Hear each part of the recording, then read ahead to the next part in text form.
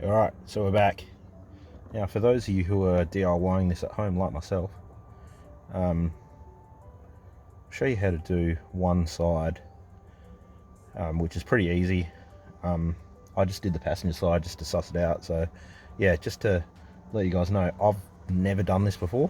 I've fitted mirrors to cars, and I know that the door cards need to come away a bit to unbolt the mirrors, but I've never done it in Colorado before. Now, I've got the other one just over there, so I did it, and I kid you not, it took about 10 minutes.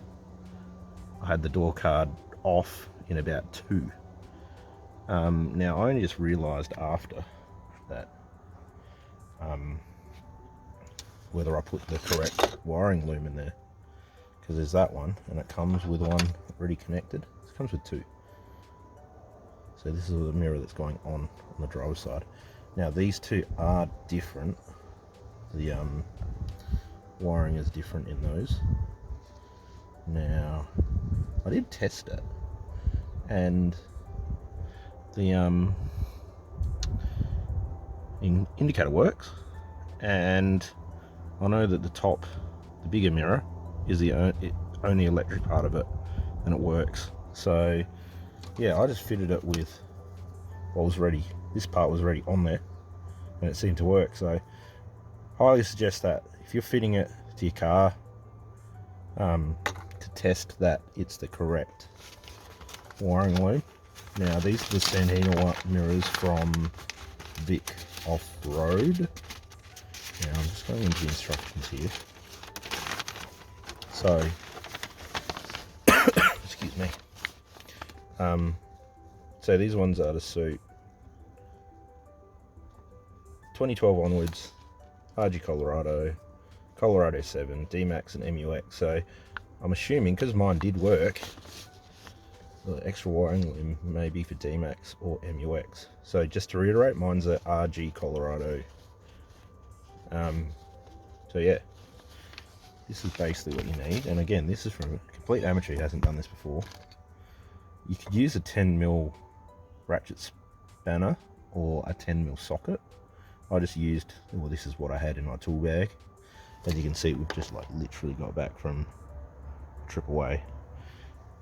And yeah, I've been wanting to fit these for several weeks now, so I'm just making use of what I've got in the car. That worked fine. Flat blade, Phillips, and it comes with these, because your standard mirrors have a 10mm bolt, and the new mirrors have the bolt on this end. You have to put a nut. Okay.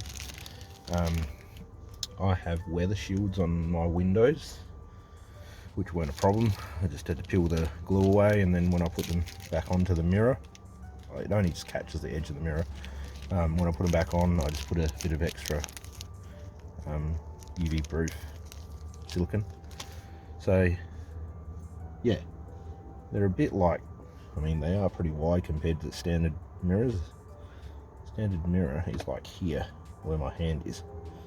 So I've had a friend liken them to, he described them as Dumbo ears. Excuse me. But hey, you know,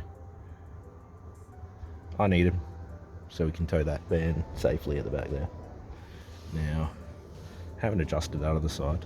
So yeah, excuse, I've got a very sandy car. We've been on the beach for the last couple of weekends, so excuse that. So I'll set this up and you'll see how easy it is. So yeah, one sec. Alright, so I stupidly parked on a hill, so I have to keep my door propped open. Basically you need the flat blade to pop that little cap off there. That little cap off there, and underneath those are 2 Phillips head excuse me, screws. And then what you do, you come around here with a flat blade and you just lever this door card away until it pops the plastic retainer clips, and then you just literally just pop the door card away. So there will be a couple around here and around the edge. Sorry, I need to hold the door open. So you need to bring the door card literally away from the frame, because once we remove the door card from here, the bolts are like just under here, and that just pops off as well. That'll pop that off now. There we go. There we go. There's one there, and there's two like about an inch lower down. There we go. I'll try and set up this camera and we'll see how we go.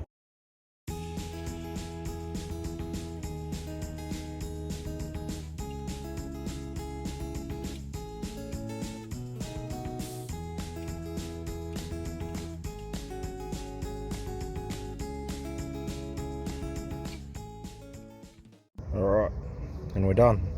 So yeah, just to sort of fill you in, I did the passenger side off camera, just so I sort of got the idea of what to do. It took about 10 minutes. Now, I think this side took about 10 minutes as well, and that's including testing, making sure everything was working.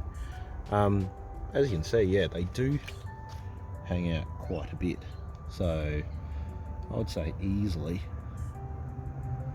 4 inches further out.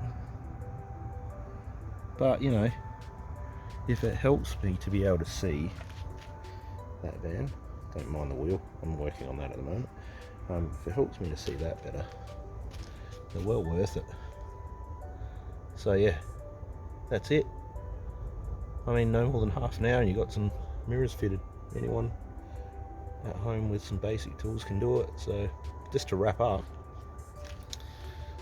definitely not the same quality as some of the big brands. I've seen them up close. The big brands are another league really. Like, I would have liked clear indicators, but hey, beggars can't be choosers here. Scratchy plastic, but hey, you know. But yeah, I've seen clear views and some, I forget what the other brand is. There's some pardon me, there's some bigger brands out there that just looks like a nicer mirror, but you know, I'm not willing to pay the $1,000, or some brands are more than $1,000 for mirrors. I mean, I did ask around what people thought on the Colorado group on Facebook, and a lot of people, most of them actually, recommended these Sanhema ones right here. So yeah, just to reiterate, big mirror is electric. It's manual, sort of fold in or fold back, and yeah, that's it. If you have any questions, post them in the comments. If you have any criticisms, please post a comment rather than just disliking this. Let us know what you think. Please don't forget to like and subscribe like the video and subscribe to the channel if this stuff was useful to you. Other than that, thanks for joining. So once again, and this way, subscribe if these were useful to you. Cheers, catch ya.